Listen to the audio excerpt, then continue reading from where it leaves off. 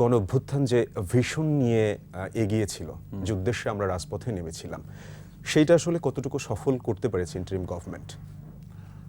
প্রথমেই শ্রদ্ধা জানাতে চাই হচ্ছে ভাষা আন্দোলনের সময়কার যে মানুষগুলো সংগ্রাম করেছিলেন সেই মানুষগুলোর প্রতি, যাদের স্যাক্রিফাইস আছে তাদের প্রতি।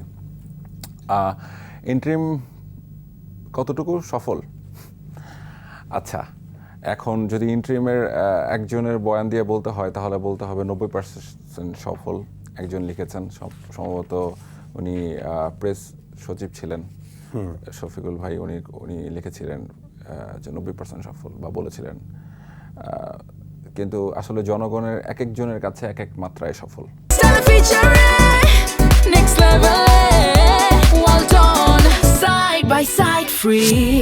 আবার অনেক ক্ষেত্রেই অসফল।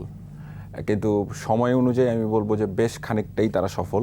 আমি এটাকে কোনো পার্সেন্টেজে ফেলতে চাই না, কারণ আমার পারসেপশনের সাথে আরেকজনের পারসেপশন নাও মিলতে পারে। তবে আমি বলবো বেশিরভাগ ক্ষেত্রেই ইন্টারিম সফল। সবচেয়ে বড় বিষয় যেটা ছিল সেটা হচ্ছে যে ওই সময়টায় অনেক ভালনারেবিলিটির মধ্যে আমরা ছিলাম, ভেঙে যেতে পারতো পুরো রাষ্ট্র। সেই অবস্থা থেকে ইন্টারিম একরকম সেভ করেছে আমি বলবো, অর্থনৈতিকভাবে, সামাজিকভাবে, নিরাপত্তার জায়গা থেকে। এখানেও ল্যাকিং ছিল, কিন্তু তারপর আমি বলবো তারা বেশ খানিকটা সফল।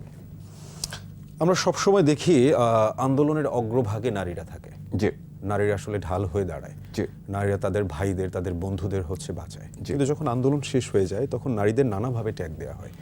আমরা দেখেছি এই জিনিসটা 100% আই গেস আপনি একমত হবেন যে যখন হচ্ছে শিল্পীরা, যখন হচ্ছে আমাদের সিনেমার, নাটকের নায়িকারা হচ্ছে রাস্তায় এসে দাঁড়ালো, সেটা কিন্তু আন্দোলনে অন্য মাত্রা যোগ করেছিল।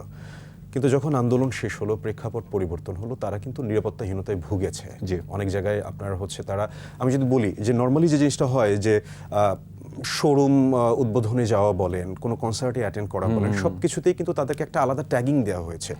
সাধারণ মানুষের কাছে আপনার হচ্ছে, আমরা যদি হচ্ছে 80-90 দশকটা দেখি, সে জায়গায় কিন্তু যারা নাটকে অভিনয় করতেন, যারা সিনেমায় অভিনয় করতেন, তাদের কিন্তু আমরা অন্য চোখে দেখতাম। এখন কিন্তু ওইটার প্রেক্ষাপটটা আমরা যদি ফেসবুক ঘাঁটি তাহলে টোটালি ডিফারেন্ট হয়ে গিয়েছে। যে একজন যে অভিনয় করে তাকে হচ্ছে শুরুতেই একটা ব্যাড ইমেজ ক্রিয়েট করে দেওয়া হয়, তাকে ট্যাগিং দেওয়া হয়। এই দ্বিচারিতা কি বর্তমান সময়ে দাঁড়িয়ে আপনার মনে হয় পরিবর্তন হতে পারে? আপনি যে সময়টার কথা বললেন 80-90 সালের কথা, ওই সময় আসলে কয়টা মিডিয়া ছিল? বিটিভি বাদে কি অন্য কোনো মিডিয়া ছিল? এত বেশি জাজমেন্ট করার জায়গা কি ছিল?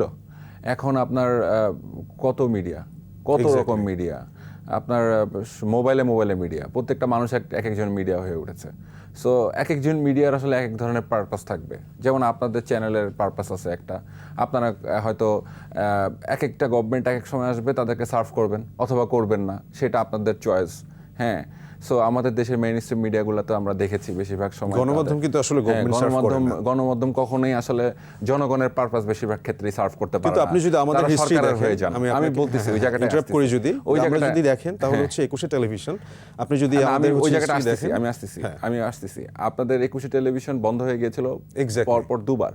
হ্যাঁ, সো এটা তো ধরেন সবাই তো 21 টেলিভিশন হতে পারে নাই। এক্স্যাক্টলি। সো সেটা যেমন আপনাদের এখানকার যিনি মালিক ছিলেন, উনিও আমি যতটুকু জানি ওনাকে জেলও যেতে হয়েছে। জি। সো আপনাদের স্যাক্রিফাইস আছে। সো এই চ্যানেলে আসলে এই কথাটা বলার বরং সবচেয়ে বেশি ভালো মানায়, এবং এক ধরনের কি বলে পক্ষপাতিত্বর জায়গা থেকেও বলা যায় যে এরকম হওয়া যেতে পারে বাকিদের। কিন্তু এখানে যে জিনিসটা আসলে নারীদের প্রসঙ্গ, যেটা খুবই ইম্পর্টেন্ট প্রসঙ্গ, সবচেয়ে জরুরি, সেটা হচ্ছে দেখেন নারীদেরকে জাজ করার যে বিষয়টা, এখানে আসলে আমি মনে করব শিক্ষার অভাব।